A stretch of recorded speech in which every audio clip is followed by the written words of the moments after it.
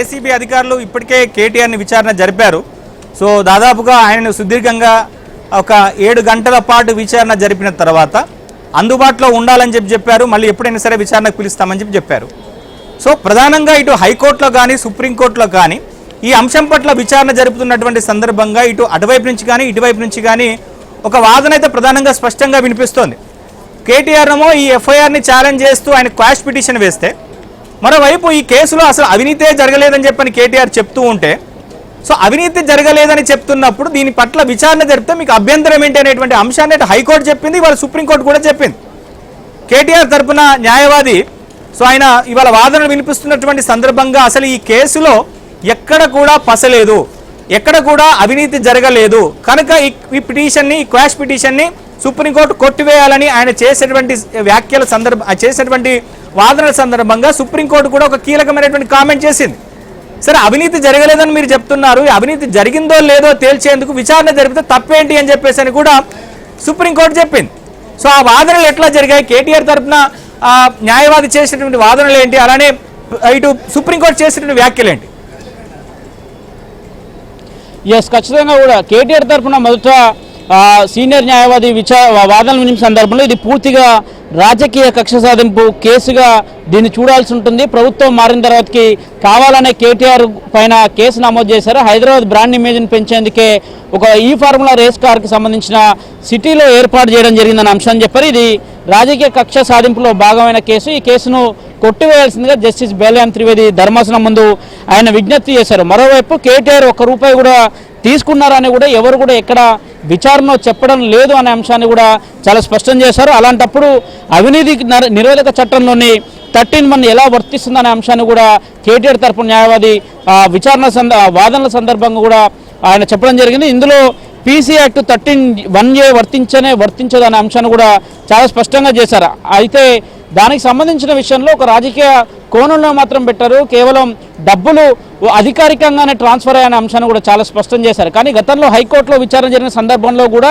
కేటీఆర్ని ఇందులో అరవింద్ కుమార్తో పాటు అదేవిధంగా సంతోష్ రెడ్డితో పాటు ఈ కేటీఆర్ని కూడా పెట్టిన సందర్భంలో కూడా సుప్రీంకోర్టులో కేటీఆర్ మొదటి నుంచి కూడా తన వాదనలో ప్రధానంగా తన సంబంధించిన న్యాయవాది కూడా ఇదే అంశాన్ని ప్రస్తావిస్తూ వచ్చారు. కానీ ఎక్కడ కూడా జస్టిస్ బేలయం త్రివేది కేటీఆర్కి సంబంధించిన న్యాయవాది చేస్తున్న ఆర్గ్యుమెంట్కి సంబంధించిన అంశంలో మాత్రం ఎక్కడ కూడా ఆ ఆర్గ్యుమెంట్స్ని ఏకీభవించలేదు. ఎందుకంటే విచారణ జరుగుతుంది, విచారణ దశ కొనసాగుతుందని కూడా ముకుల్ రోహిత్గి విచారణ సందర్భంగా చాలా స్పష్టం చేశారు. విచారణ జరుగుతున్న సందర్భంలో ఏ విధంగా జోక్యం చేసుకుంటారో, విచారణకు హాజరైతే పోయేదేముందనే అంశాన్ని కూడా ముకుల్ రోహిత్గి చాలా స్పష్టం చేసిన నేపథ్యం. అదేవిధంగా మరికొన్ని అంశాలను కూడా ముకుల్ రోహిత్గి ప్రశ్నించారు. ఎందుకంటే విచారణ ఒకవైపు లోతుగా జరుగుతుంది, మరోవైపు ఏసీబీ విచారిస్తున్న సందర్భంలో ఈ సమయంలో మాత్రం క్వాష్ పిటిషన్ పైన ఎలాంటి స్టే విధించకూడదనే అంశాన్ని కూడా అటు ప్రభుత్వం తరఫున సీనియర్ కౌన్సిల్ అయిన ముకుల్ రోహిత్గి కూడా వాదించిన సందర్భంలో ముకుల్ రోహిత్గి వాదించిన వాదనలు కానీ ప్రభుత్వమే ఈ క్వాష్ పిటిషన్ లో కేవియేట్ వేయడం అనేటువంటిది ఒక ఆసక్తి పరిణామంగానే మనకు చూడొచ్చు. ఎందుకంటే కేటీఆర్ ఏమో హైకోర్టు ఇచ్చినటువంటి తీర్పు మీద ఆయన సవాల్ చేస్తూ ఆయన సుప్రీంకోర్టుకు వెళ్ళి మరోసారి క్వాష్ పిటిషన్ వేసుకున్నారు. ఈ విచారణలో తమను కూడా భాగస్వామ్యం చేయాలని చెప్పేసి కేబినెట్ కూడా ప్రభుత్వం వేసుకుంది. అంటే ప్రభుత్వం ఈ కేసు పట్ల ఎంత సీరియస్గా ఉందో మనం అర్థం చేసుకోవచ్చు. ఎందుకంటే వాళ్ళు కూడా చాలా కాన్ఫిడెంట్గా ఉన్నారు ఈ కేసులో ఖచ్చితంగా అవినీతి జరిగింది అనేటువంటి అంశాన్ని పదే ఇటు కోర్టు దృష్టికి తీసుకొస్తూ వస్తున్నారు. సో ప్రభుత్వం వాదన ఎట్లా ఉంది అసలు సుప్రీంకోర్టులో ఇవాళ? ఎస్ నవీన్, ఖచ్చితంగా కూడా ఎక్కడ కూడా ప్రభుత్వం ముందస్తుగా ఒక కేవియేట్ పిటిషన్ దాఖలు చేసింది. కేవియేట్ పిటిషన్ దాఖలు చేయడానికి గల కారణాలు అంటే, ఒకవేళ సుప్రీంకోర్టులో కేటీఆర్ పిటిషన్ దాఖలు చేస్తే పిటిషన్ విచారించే సందర్భంలో అవతల సైడ్ ప్రభుత్వం తరఫున వాదనలు వినిపించే న్యాయవాది కూడా ఖచ్చితంగా ఉండాల్సి ఉంటుంది. కాబట్టి ముందస్తుగానే సుప్రీంకోర్టును కేటీఆర్ కన్నా ముందే రాష్ట్ర ప్రభుత్వం అదేవిధంగా ఏసీబీ తరఫున ఒక కేవియేట్ పిటిషన్ దాఖలు చేశారు. ఇలాంటి పరిస్థితి ముందే వస్తుందన్న నేపథ్యంలోనే ముందస్తుగా ప్రభుత్వం అన్ని విధాలుగా ప్రిపేర్ అయ్యే కేవియేట్ పిటిషన్ దాఖలు చేశారు.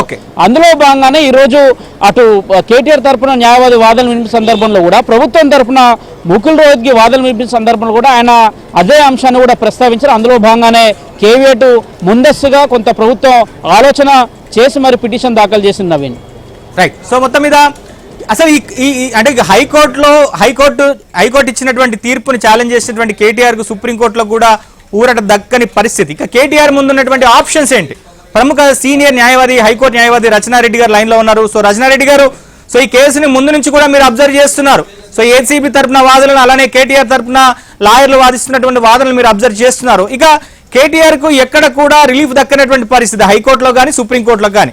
సో కేటీఆర్ కి ఇంకా ఏమైనా సరే ఆప్షన్స్ ఉన్నాయా? సో ఆయనకు ఇట్లాంటి ఈ కేసుల విషయంలో రిలీఫ్ దక్కడానికి